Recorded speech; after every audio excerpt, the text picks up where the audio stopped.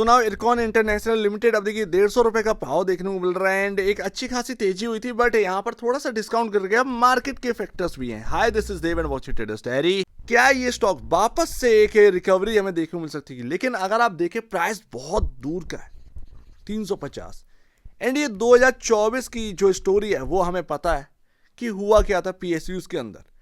तो ये जो है ये एक हाइप वाला प्राइस है।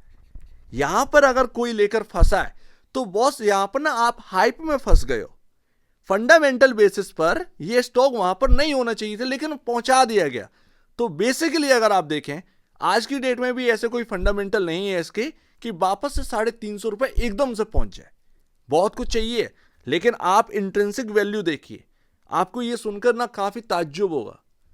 हो सकता है वक्त लगेगा, लेकिन आप 350 के भाव पर अगर लेकर बैठे हैं तो आपको एक एवरेज की स्ट्रेटजी भी कहीं ना कहीं अपनानी चाहिए, क्योंकि अगर आप देखें इतना लोएस्ट पॉइंट पर आ चुका है ये स्टॉक। आपको मौका मिला है उस प्राइस को नीचे लाइए, ज्यादा बेहतर ये। लेकिन अगर आपने फ्रेश बाइंग करी है तो क्या करें, तो भी आप यहां पर इंट्रिंसिक वैल्यू देखो, उससे आपको बहुत कुछ समझ में आएगा। यहां पर अगर आप देखेंगे चार्ट पर क्या देखने को मिल रहा है, एक अच्छा खासा सपोर्ट मिला हमें 117 116 के आसपास। वहां से ये स्टॉक घूमा है, अच्छा खासा एक थोड़ा सा रिकवर हमें किया है। हालांकि इतना कोई खास रिकवर नहीं हो गया। सही मायने में देखें तो 180 193 ये रेंज को हम बीट नहीं कर पाए। हम बहुत बार हमने कोशिश करी, बट इसको नहीं कर पाए। क्यों नहीं कर पाए? क्योंकि इस पैटर्न का जो मिड पॉइंट है यहां पर वो आपका 193 है। चाह कर भी उस रेंज में जैसे हम गए हैं ना, तुरंत टूट गए। तो जब भी एक बात ध्यान रखिएगा, 213 और 220 रुपए का जब भी रेंज, जो ये वाला रेंज जब भी ये टूटेगा, इसके ऊपर हम टिकेंगे, आप देखिएगा एक शानदार रिकवरी आएगी। एक शानदार रिकवरी वहां से आएगी, फिर चाहे वो 250 रुपए की हो, 260 270, वो कुछ भी हो सकता है। लेकिन अभी फिलहाल यही है। अभी अगर आप देखेंगे लाइन चार्ट पर आराम से आप समझ सकते हैं, धीरे धीरे ये अपने थोड़े से रेजिस्टेंस को तोड़ रहा है। ठीक है ना, रेजिस्टेंस को तोड़ रहा है। यहां पर आप देखेंगे कि लेट्स सी देखते हैं, बट बाय फंडामेंटल आप देखिए, क्योंकि आप इसको जो है इतना एकदम से ना आप ये कहें कि एकदम से मुझे रिटर्न दे दो, नहीं, पॉसिबल नहीं है। वो टाइम दे दीजिए इस स्टॉक में, क्योंकि आप इंट्रिंसिक वैल्यू देखेंगे तो आप ये कहें कि हाँ मुझे टाइम दे देना चाहिए। जरूरी है ऐसी जगह पर, ऐसे स्टॉक में जरूरी है। आप बार बार चार्ट देखेंगे आपको समझ में नहीं आएगा। अब दिक्कत क्या हो गई थी, अगर आप देखें इस क्वार्टर से, यहां पर आपका ये रहा Q3 Q2 Q1 Q4, ये 2025 Q4, तब से यहां पर ना दिक्कत स्टार्ट हुई थी। लगातार प्रॉफिट आफ्टर टैक्स, जो नेट प्रॉफिट है उसमें गिरावट देखने मिली। 212 वाला गिरता गिरता 100 करोड़ पर आ गया। अगर यहां पर फाइनेंशियल में रिकवरी देखने मिली, यानी कि बॉटम बन जाएगा बॉस, बॉटम कंफर्म हो जाएगा। लेकिन अगर कोई रिकवरी नहीं आ रही है तब वापस से यहां पर ना सेलिंग स्टार्ट हो सकती है। ये बात है। तो अगर बॉटम सही में सच में बॉटम बनना है ना, तो ये फाइनेंशियल में सबसे पहले बनना चाहिए, क्योंकि 4 क्वार्टर में लगातार प्रॉफिट जो है वो हाफ हो गया, हाफ से भी कम हो गया। देख रहे हैं आपके सामने सारी चीजें। जब भी ये 212 करोड़ का प्रॉफिटेबिलिटी यहां पर ना क्रॉस करेगा, या 100 प्लस करोड़ का यहां पर ना प्रॉफिट यहां पर जनरेट करके रखने लगेगा, आप देखिएगा एक शानदार रिकवरी देखने को मिलेगी। तो वो देखते हैं हम। फिलहाल शेयर होल्डिंग पैटर्न क्या कह रहा है, पॉजिटिव है। आप देखेंगे एफआईज हल्के से बढ़े हैं, डीआईएस हल्के से बढ़े हैं, क्योंकि प्राइस टू बुक वैल्यू भी देखिए आज कहां पर पहुंच चुके हैं।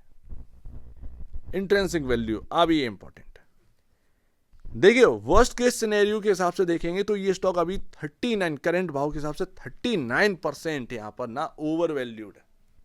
इस स्टॉक का इंट्रिंसिक वैल्यू 91.66, मान लो 92 होना चाहिए था, 92। ये वर्स्ट केस सिनेरियो के हिसाब से, बेस केस सिनेरियो के हिसाब से जो है वो 26% ओवर वैल्यूड है। इसका इंट्रिंसिक वैल्यू 110 रुपए 50 पैसे के आसपास होने चाहिए।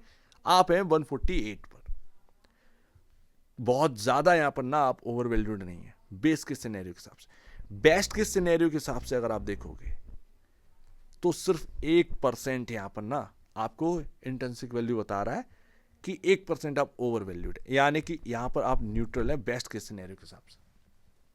एक बात हमें यह समझ में आ गई इन तीनों वर्स्ट केस, बेस केस और बेस्ट केस सिनेरियो से, ये स्टॉक का जो प्राइस है वो इतना करेक्ट हो चुका है कि एक अच्छी जगह, राइट जगह पर पहुंच चुका है।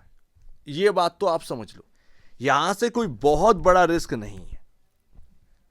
कुल मिलाकर ये है 25-30 रुपए का है, हर स्टॉक के अंदर है। आज की डेट में जो मार्केट चल रहा है वो हर स्टॉक के अंदर इतना रिस्क है। आपको इतना तो लेके चलो, पता चला कोई न्यूज आई 500 पॉइंट नीचे खुला, तो यहां पर ना ये सभी स्टॉक जो है वो 5-5, 6-6% नीचे ओपन हो गए, तो अभी भी 25-30 रुपए इधर उधर लेके चलना पड़ेगा बॉस। सिनेरियो ऐसे चला। ये इन्वेस्टर का टाइम नहीं चल रहा अभी। ये दिक्कत ये है कि ग्लोबली प्रॉब्लम्स है, उसको फेस कर रहे हैं। लेकिन कुल मिलाकर इंट्रिंसिक वैल्यू से हमें यह समझ में आया कि रिस्क जो है वो बहुत मिनिमम हो चुका है और प्राइस में स्टेबिलिटी आ सकती है, बिकॉज ऑफ अब ये एक राइट जगह पर है। टोटल सिनेरियो हमने देखी, उस हिसाब से अगर आप एक एवरेज देखेंगे तो एक राइट जगह पर आ चुका है। अगर थोड़ा बहुत मेरे प्राइस से 10% या 15% करेक्शन होता है तो एक अच्छा खासा एक एवरेज बन जाएगा, क्योंकि हम उस सर्कल में आ चुके हैं जो एक राइट जगह है। तो अगर मैं एवरेज कर भी लूंगा तो दिक्कत की बात नहीं, मेरे पास एक सही प्राइस पहुंच जाएगा। बात ये, और यहां से अगर क्वार्टरली नंबर्स ने दमखम दिखा दिया तो फिर सीधी सी बात है, चाबी तो मेरे हाथ में, चाबी मेरे हाथ में। डबल होना कोई बड़ी बात नहीं, 14,000 करोड़ का ही मार्केट कैप है, इतना बड़ा मार्केट कैप नहीं है। 2 टाइम होना कोई बड़ी बात नहीं, लेकिन वो फाइनेंशियल में जो टॉप लगे हुए हैं प्रॉफिटेबिलिटी के, नेट प्रॉफिट का जो टॉप बना हुआ है 200-250 करोड़ के आसपास का, उसको बीट करना जरूरी है। जिस भी क्वार्टर में ये बीट करेगा ना, वहां से आप देखिएगा कि क्या शानदार रिकवर। तो वो 300, 350 कोई बहुत बड़ी बात नहीं है, लेकिन अगर वो नीचे आ गया ना प्राइस, आपका इतना प्राइस चल रहा है, तो एक एवरेज की स्ट्रेटेजी जरूर होनी चाहिए।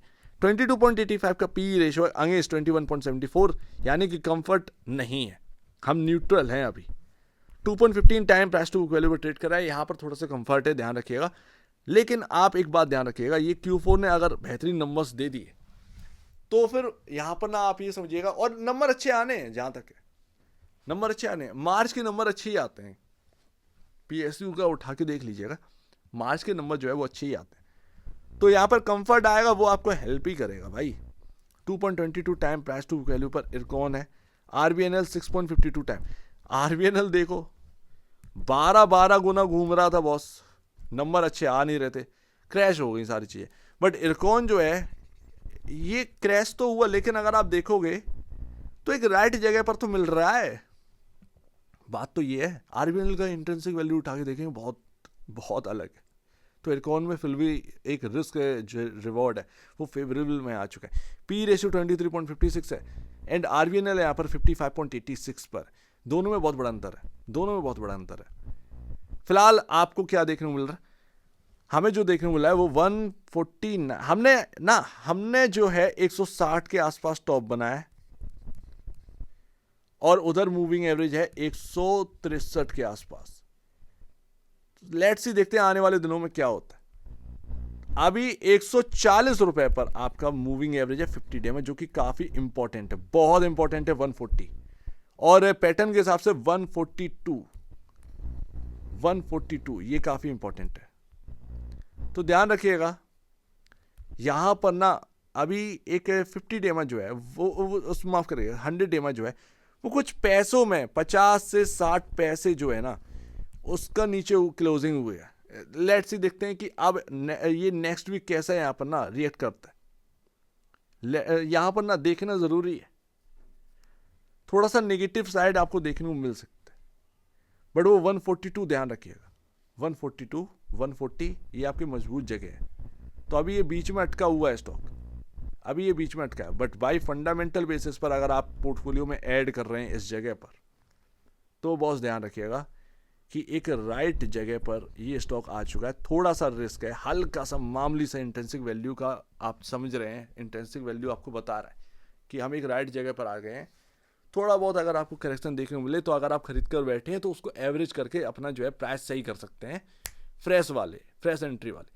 बट जो बहुत दूर का यहाँ पर खरीदारी कर रखे हैं, कितना बड़ा डिस्काउंट आ चुका है, 200 रुपए का डिस्काउंट।